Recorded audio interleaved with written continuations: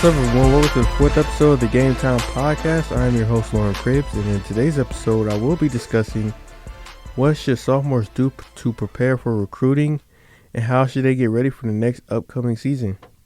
But before we get into it, if you like this podcast, please hit that follow button and rate the Game Time Podcast 5 stars on Apple Podcast, Spotify, iHeartRadio, Amazon Music /Audible, Castbox, and now on Podchaser.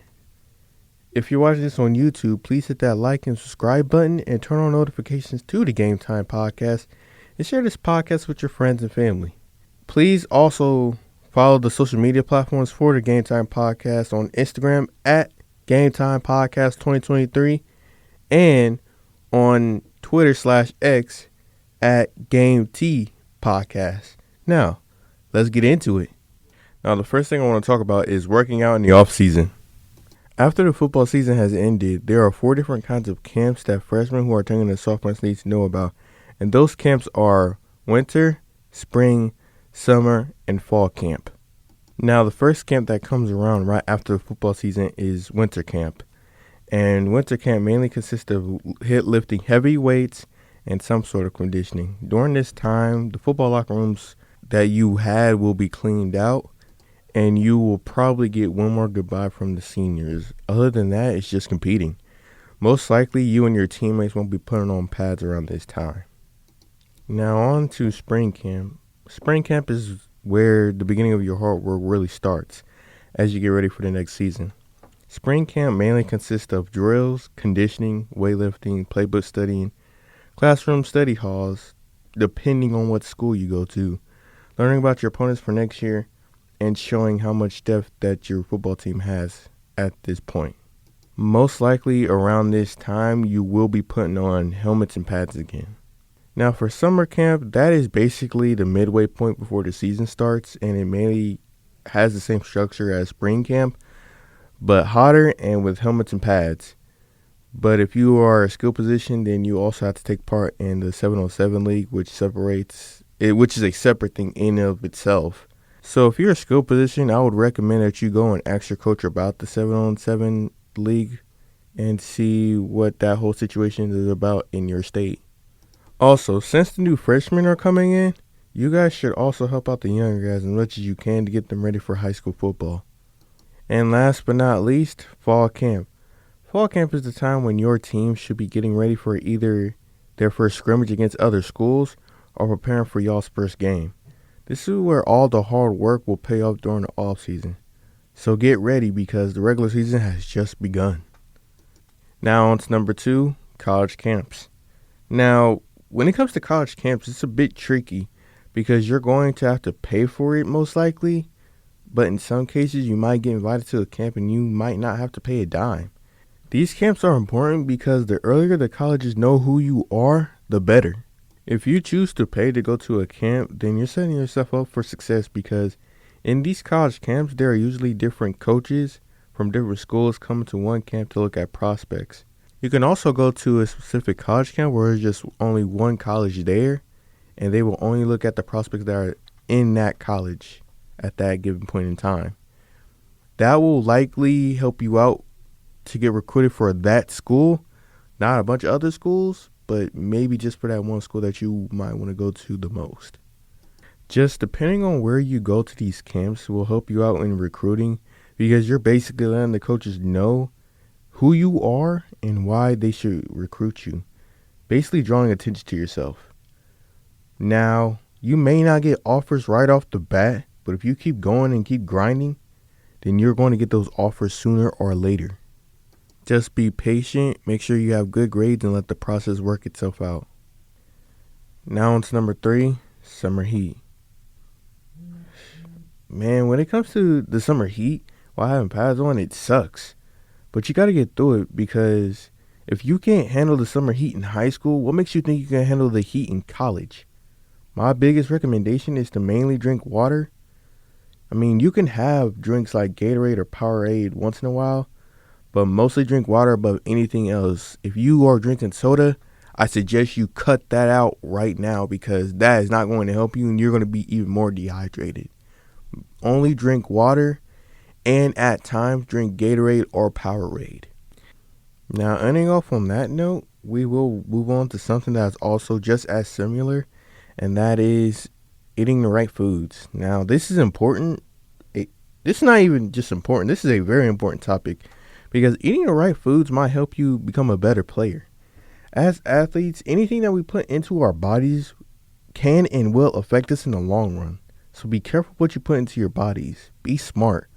Also, it's okay to have fast food, some kind of chips, cake, cookies, some kind of sweets once in a while, but just don't eat it all the time. Don't have that be a diet thing.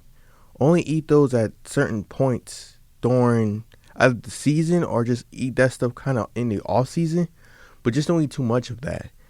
Eat mainly fruits, vegetables, some kind of meat, anything of that sort. Just don't eat a lot of fast food or any of that extra processed stuff. Eat healthy. And if you don't know what to eat during the off season or during season, ask the coaches. They will help you out a lot because they are going to most likely prevent you from eating something that they don't want you eating during the season. But just overall, just be smart in what you eat and put into your body. Now on to number 5, staying in shape outside of the football field. Now, this is just simple enough. Just find exercise outside of practice. Play other sports. Do stuff that will make you active. And when it comes to me, I know that after practice you just want to go home and stay inside, which is fine. But at least find some way to have some activity outside that can still ultimately help you stay active.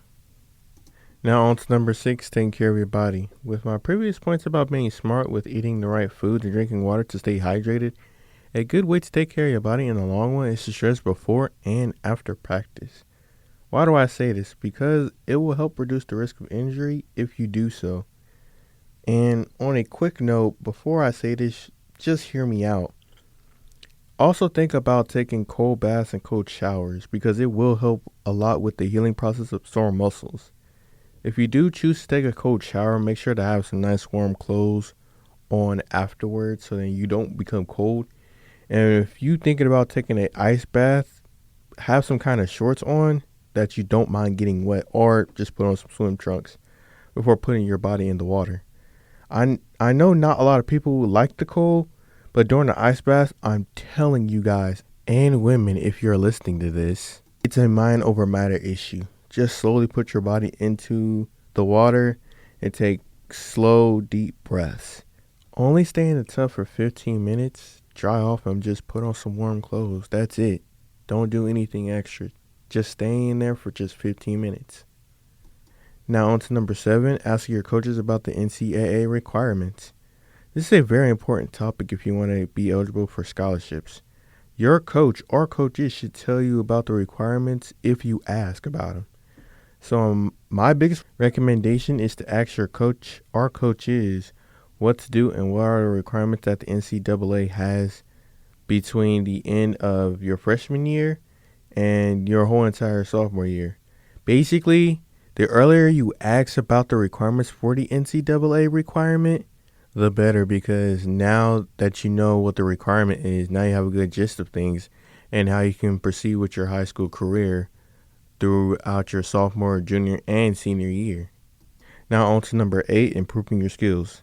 Now, of course, during the off season, you'll be practicing and improving your skills automatically, but also take the time to practice with your teammates or by yourself outside of practice. Another thing I would recommend is to search for the best people in your position, because this is how they got into the league. They had good to great techniques that they implement into their own style and benefited them. So basically, just look at your position, study that position, study the techniques that they're using, and think about how can I implement this and transform the technique to make it my own version of it. Now on to number 9, studying your playbook. This is relatively simple enough. Hopefully after your freshman year, you've already studied the playbook well enough. But during the offseason, coaches would sometimes add or subtract plays from the playbook. So the best thing to do is to keep studying it and know the playbook like it's the back of your hand. If you have any questions about certain plays, don't be afraid to ask the coaches about the play and how the play works. Now to number 10, being mentally and physically ready for next season. Listen guys, I've been in y'all's shoes. This game can take a toll on you during the season and throughout the offseason. There isn't a way to tell if someone's mentally ready for the season before the season even starts. So in order to know if you're ready for the long, hard-hitting season to start, you have to be honest with yourself and ask, am I ready for it? Am I ready for the pressure underneath those Friday night lights? And if the answer is yes, then you're ready. But if it's not, it's going to be a long season for you. But, I'm assuming that if you and your teammates are willing to go through all 4 camps, then you should be ready. Because once that next season rolls around, there's no turning back. You got to move forward. Now on to the last one, helping the younger guys improve. Simple enough, you're upperclassmen now. You're not on top of the food chain, but you're still upperclassmen to the freshmen. But just think about it. You were just in their shoes a year ago. Don't be a jerk and say it's not your problem. Like, they're going to learn eventually. Don't be like that, because it basically tells everyone in the locker room that you're not a leader. As an upperclassman, you should help out the freshmen as much as you can to make them successful while they're in high school. You can become a role model for those guys. And there are benefits if the coaches see that from you. And it will make you a good leader for the team. Now that's it for this week's podcast episode. Now remember, if you like this podcast, please follow this podcast and rate 5 stars on Apple Podcasts, Spotify, iHeartRadio, Amazon Music /Audible, Castbox, and now on Podchaser. Also, if you're listening to this podcast on YouTube, please hit that like and subscribe button and turn on for notifications. And also comment down below what else am I missing in this podcast episode. And also share this podcast with your friends and family. Please also follow the social media platforms on Instagram and on Twitter /X. For Instagram at GameTime Podcast 2023 and for Twitter /X Game T Podcast. I thank you guys for listening to GTP, and I hope you guys have a very beautiful day. Peace.